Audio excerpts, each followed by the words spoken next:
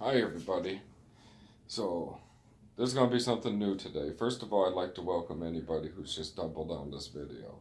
My name's James, and I'm sort of known, I guess, for writing a series of essays that I've shared in hundreds and hundreds of groups on Facebook and some other places on the internet. And these essays are called Esoteric Essays.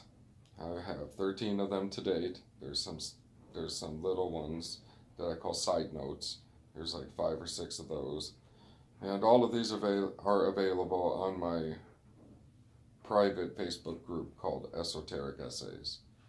So if you would like to read these for yourself and see the pictures and everything, I highly recommend you read these for yourself so you could go over everything that I say and research everything. I want you to research everything for yourself. I don't want you to believe me. I don't want you to believe anyone that you hear anything from about these topics. Maybe take their information they're telling you and go look and see for yourself. Don't just trust anybody. But this is what I have found. And I mean, I'll expand on this more. I need to write parts 2 and 3 to a lot of these. So they're not done. It's like a work in progress. But all of these are in my group. There's over 1,000 members in the group. They're all very smart. They're very intelligent people. They help me quite a bit too. So, I mean, come on over to the group. I'd love to have you. It's easier for me to communicate with people there too. So, the group's name is Esoteric Essays, and that's over at Facebook. And if you like this video, please like and subscribe to this channel, I guess. I mean, I'm new to all this, like, social media stuff. I've been busy, like, actually exploring, so I'm learning as I go, so I'm sorry. Like I said, hope maybe I'll do different versions of these videos as I read these things, because I'm going to read all of them and put them up, because a lot of people want a video instead of reading it themselves, so I'll read it for you, and hopefully I can read what I have written. And like I said, I'll put some like nice little pretty pictures up here that help expand. So, okay, this one is Esoteric Essay number 1. And all of these I'm going to explain a lot, so let me do this real quick. So I got your attention right now. I'm going to explain things like what's really happening at Area 51. It has nothing to do with what they tell you. It has to do with an ancient underground city that connects to the Aztecs. But that's essay number 4, so look for that one. But I mean, I'm going to explain a whole bunch of stuff in these essays. So please, if you're interested in this or you know any people, it'd be nice if you share this. But here we go. So this is Esoteric Essay number 1. It's called Bigfoot, the Biblical Giants, UFOs, and the Underground Cities. Alright. I would like to try to explain to you who I am and what I have found concerning Bigfoot, UFOs, and some of these other mysteries.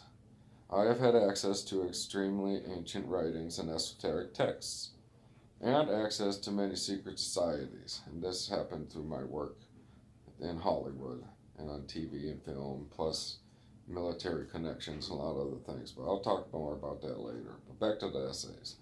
So, I say I have access to things that many others have not. And these writings, along with other personal experiences, have led me to believe these things.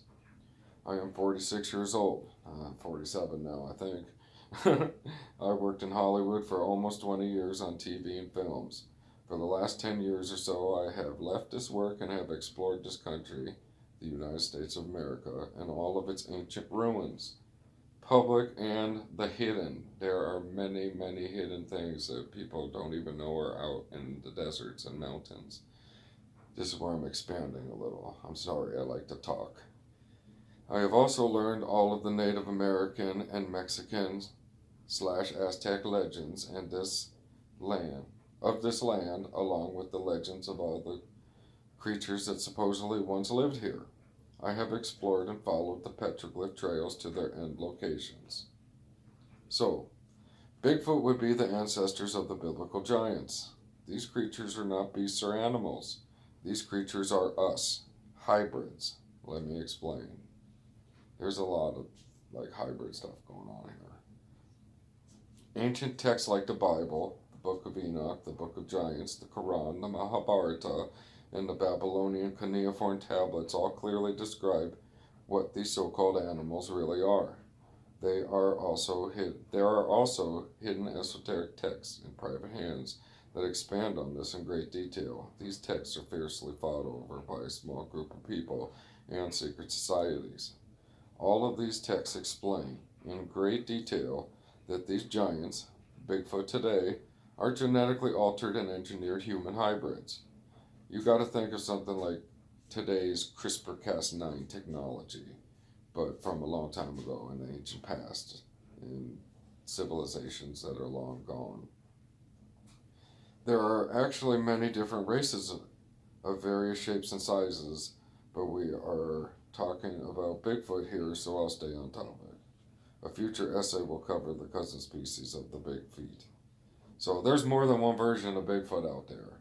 That's why you have ones with longer conical shaped heads, and then you have some that are like bigger, wider, like Neanderthal heads. And then you have some with double rows of teeth, and you have some with 6 fingers and 6 toes, and then you have some that have 5 fingers and 5 toes. They're all like cousins of each other. So I mean, there's lots of different versions of humans. So there were lots of different versions of Bigfoot / the biblical giants. Some were hairy, some aren't. Some had red hair, some had brown hair, some had no hair. I mean, so there's a lot of this in these ancient texts that are hidden from us. So, and sorry, that paragraph was sort of crappy. I'm not a professional writer, so I'm very sorry. I'm trying. I get better as I go. But here we go. This is only the 4th paragraph. I'm so sorry. I'm going to start reading now. There was a giant catastrophe thousands and thousands of years ago that completely wiped away most of the warring races that were on the planet back before the deluge finished off what the wars didn't. Humans, another hybrid race, almost completely disappeared except for small handfuls that were scattered across the planet. The same thing happened to the remains of the giants, Bigfoot race. Humans and giants interacted sparsely for the next few thousand years. The Native Americans talk all about their interactions with the giants, Bigfeet, up until about 150 or so years ago, when they got credit for killing the last remaining tribe of the red-headed giants in Lovelock, Nevada. Then the giants disappeared from history. This is not true. The Native Americans killed the last tribe that was living out in the open air. Now we must fast forward to what's going on today. We have thousands of people seeing these big feet in the mountains and forests.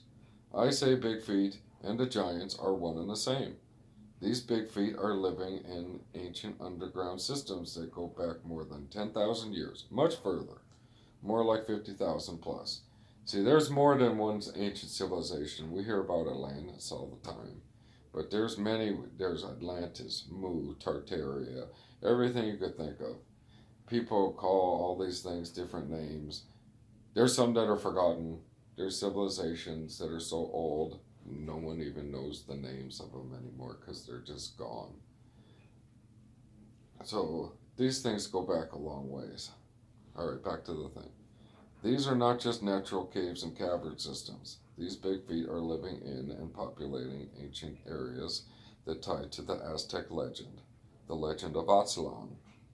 This is not its true name, but it's the name given, so I will use it. This land was rumored to span the entire western desert areas of the United States. Actually, it goes much further and includes many mountainous areas. Here's where things get interesting. This all has a lot to do with Area 51 and what it's really hiding and what they really found there. Area 51 is also part of AZTLAN. First off, there are ancient ruins scattered all over the desert surface that make no sense at all if you listen to the official stories we're told. These ruins get weirder and weirder the closer you get to Area 51 until you can get no closer. There are petroglyphs, ancient ruins, and destroyed structures on the base that are absolutely off limits to any human. These are not the exciting things. The exciting things are what they found under the base during archaeological digs near Groom Lake. During these digs, they found ancient AZTECAN underground systems and structures that housed a cache of this lost, destroyed civilization's ancient technologies. These technologies include Element 115 and a few ancient AZTLAN flying discs, actually machines once known as Vimanas. These things are talked about and described in the Mahabharata, so I really recommend you go read that book because it says a lot of very weird things. Today we call these craft UFOs and UAPs. The military was actually alerted to this area, a few others back in the 1930s, when miners stumbled upon more ancient underground ruins in and around Death Valley area. Weird versions of this find were printed in a very rare book called Death Valley Men. There's the book right there. It's a very interesting book, and it's very hard to find, so it's worth tracking down if you can get it. Not only do the Aztecs speak of this area, but so do the Native Americans. They called part of this underground area Shinava. The entrance the Native Americans spoke of resides in a very old part of Death Valley in Nevada. See, they changed the border of all this Death Valley when they officially made the borders. So they cut out a lot of areas that are in Nevada. But a lot of Nevada was once considered Death Valley. So, it's directly between the area we know as Death Valley today and Area 51. This ancient entrance is known today as Devil's Hole. This area is highly monitored by government today. Here's some pictures of Devil's Hole they're going to play. I took these pictures myself, and I've been there, and this ties into Charles Manson in a really weird way, but I mean, I'll get to all that in my essays. But where were we? So, this ancient entrance is known today as Devil's Hole. This area is highly monitored by the government today. The entrance can be seen from a distance. It is completely surrounded by cage-like fencing, topped with razor wire.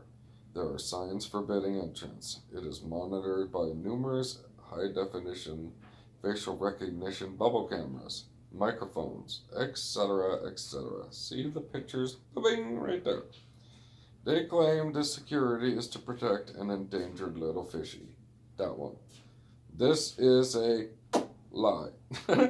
It's not true. This is to keep knowledgeable explorers away from this ancient entrance. This is one entrance to what the native... Wait, hold on.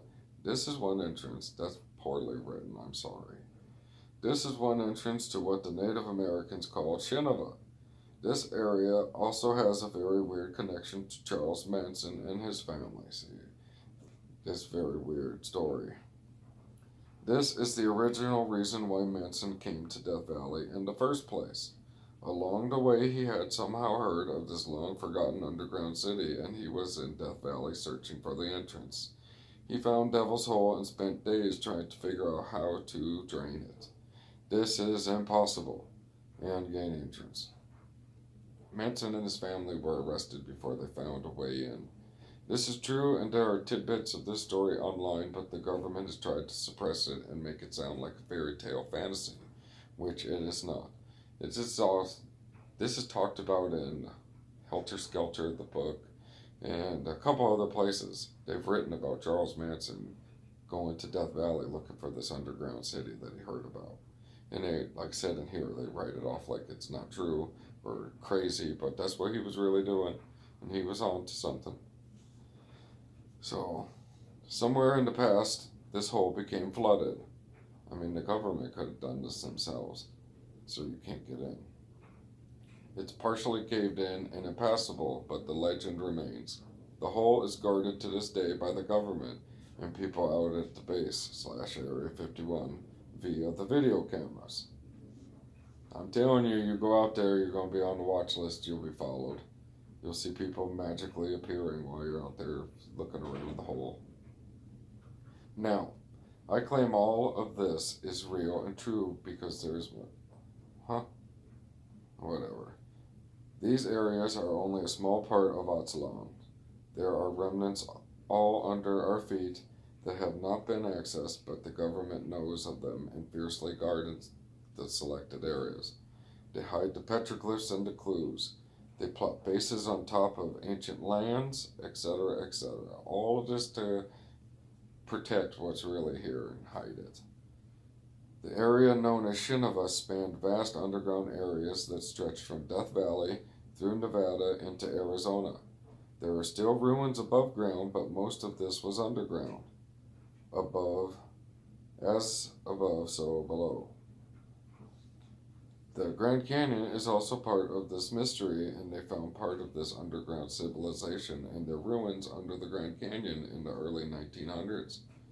An explorer named G.E. Kincaid discovered this ancient area by boating down the Colorado River looking for minerals for the Smithsonian. That's the story that they give you.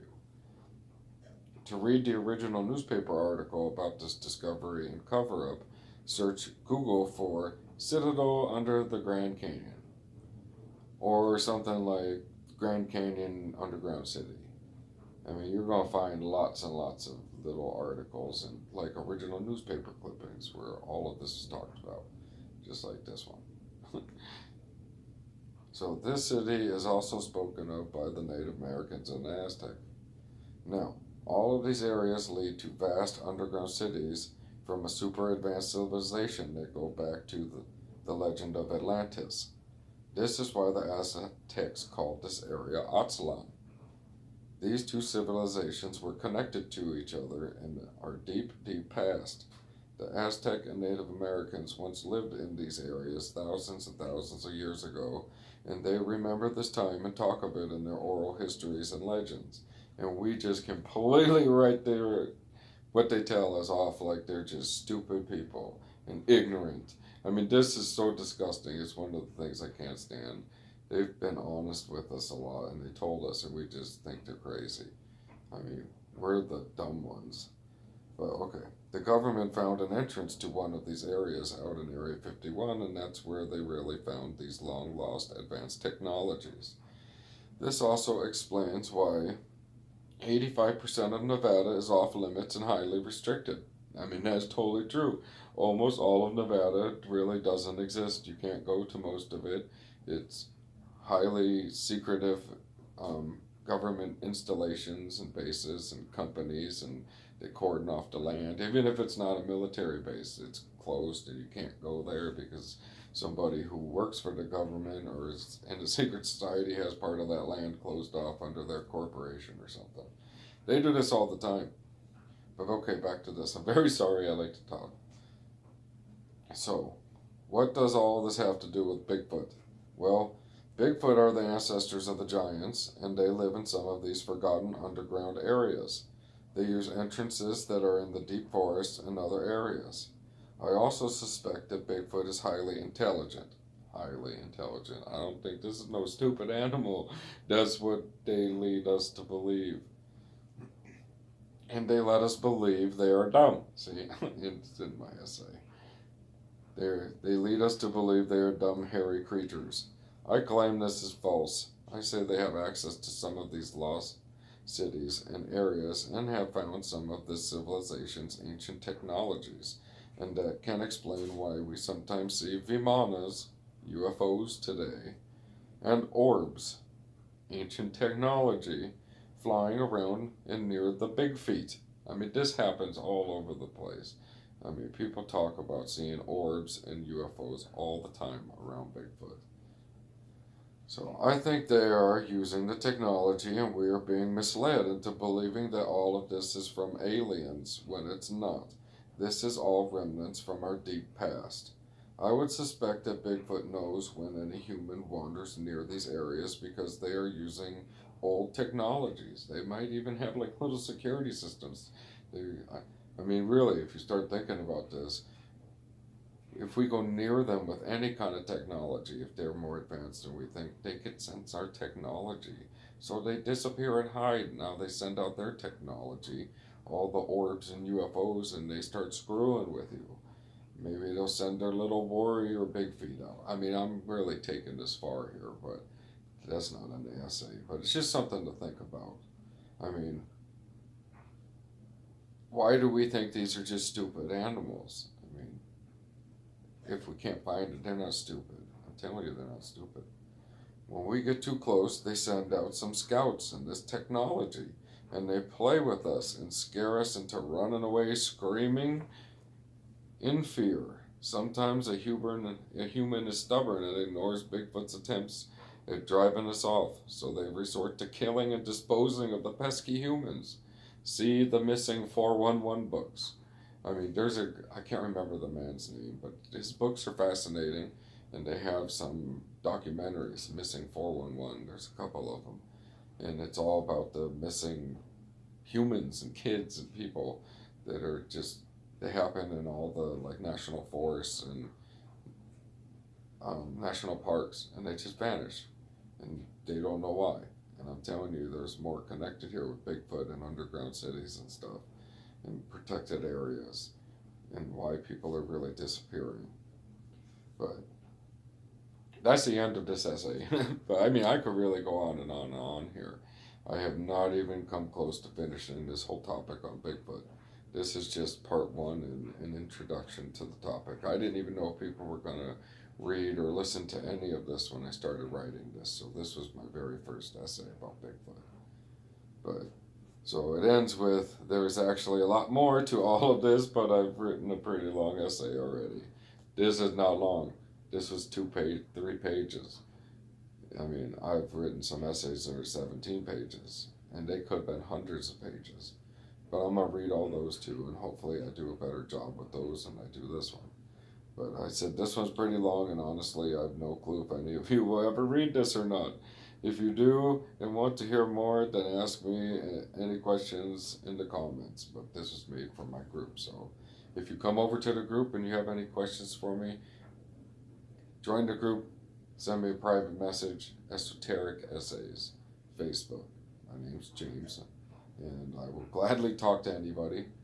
I mean, I've heard some amazing stories from some people about Bigfoot, and they've sent me some pictures, and they've talked to me about the orbs and all the UFOs that they've seen when this happens, and all the dead animals and like ripped apart animals on the farms, and just weird stuff. I mean, I appreciate all the stories, and just thank you for listening. I mean, like I said, wait until I get to the Area 51 stuff and what they're really hiding under there.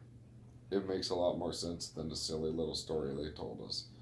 So, like I said, I hope you guys all have a great day, and the essay that way, written by James Mazio. Peace to all of you. That's my essay. And please join the Facebook group, Esoteric Essays. Please like and join this channel here, and subscribe, and please share with everybody. If anything that I've said sounds like there's any truth to it at all, please just share it. I'm just trying to share what I learned. And please look into everything that I say. Okay, I hope you all have a good day, and I'll be back next time. Peace.